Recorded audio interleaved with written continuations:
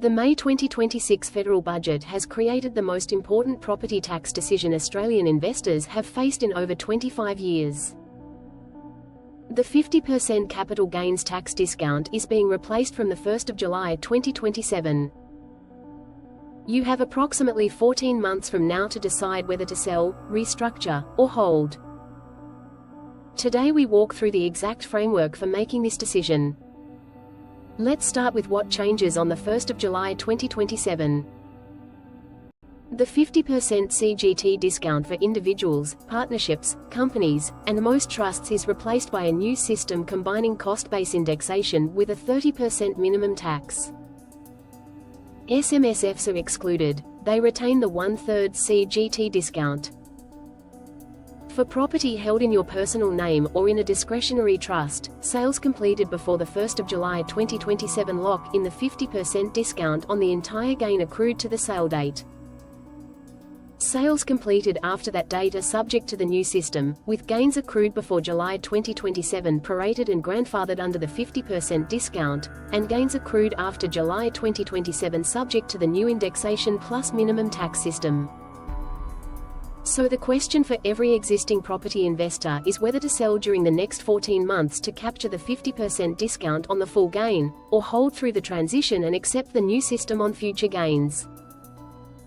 Let's establish when selling before July 2027 makes financial sense. 3 scenarios where the math favors selling. Scenario 1. You have a large unrealized capital gain on a property you were planning to sell within the next 3 to 5 years anyway. If retirement, downsizing, lifestyle change, or portfolio rebalancing already had you targeting a sale in this period, accelerating the sale to capture the 50% discount is a clear win. Scenario 2. You hold a property that has significantly outperformed and now represents a disproportionate share of your portfolio.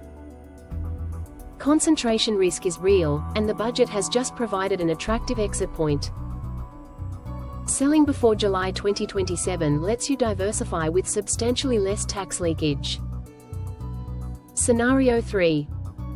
You are in a high-income year.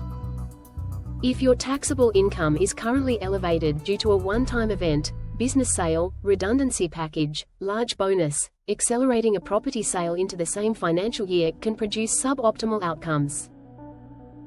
Conversely, if your taxable income is currently low and likely to rise, selling before the new rules take effect at a lower marginal rate is doubly attractive. Now let's look at when holding through the transition is the better decision. 3 scenarios that favor patience. Scenario 1. You have a long-term hold strategy and the property is producing strong rental yield. Selling triggers immediate CGT, stamp duty on any replacement purchase, agent fees, and reinvestment risk. The lost compounding from selling a high-performing asset often outweighs the tax savings from the 50% discount. Run the numbers carefully. Scenario 2. The property has limited accrued gain. Grandfathering means gains accrued before July 2027 retain the 50% discount even if you sell after that date. If your unrealized gain is modest, the value of selling now to lock in the discount is similarly modest. The transaction costs may exceed the tax saving. Scenario 3. You are planning to hold long-term in a structure that benefits from indexation. The new system, with cost-based indexation, can actually produce better outcomes than the 50% discount over very long holds in moderate inflation environments. If you are 20+ years from selling, indexation may compound to your advantage. Let's run 2 specific examples. Example 1. You bought an investment property in 2015 for $500,000. Today it's worth $900,000. Unrealized gain of $400,000. You're on the top marginal rate. Selling before July 2027 under the 50% discount system creates a tax bill of approximately $94,000. Holding the property and selling later means the $400,000 of pre-July 2027 gains is still grandfathered at the 50% discount when you eventually sell. There's no tax penalty for holding. The decision in this scenario comes down to whether you want to sell anyway, not whether to capture the discount. Example 2. You bought an investment property in 2020 for $700,000. Today it's worth $720,000. Unrealized gain of $20,000. The math of selling to capture the 50% discount is essentially meaningless. You'd save about $5,000 in tax versus the new system. Stamp duty on any replacement property, plus agent fees on the sale, would easily exceed that saving. Hold the property and proceed with your normal long-term strategy. The hidden factors most investors are missing in this decision. First, replacement purchase risk. If you sell to lock in the discount and then plan to buy something else, you face stamp duty on the new purchase, which in most states is around 5% of the purchase price.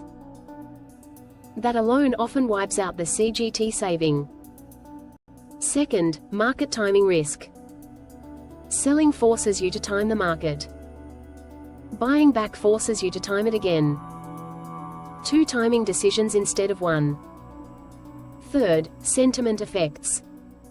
Markets often soften when major tax changes are pending. Selling in late 2026 or early 2027 may mean selling into a buyer's market with many other investors making the same decision. Fourth, your personal income trajectory.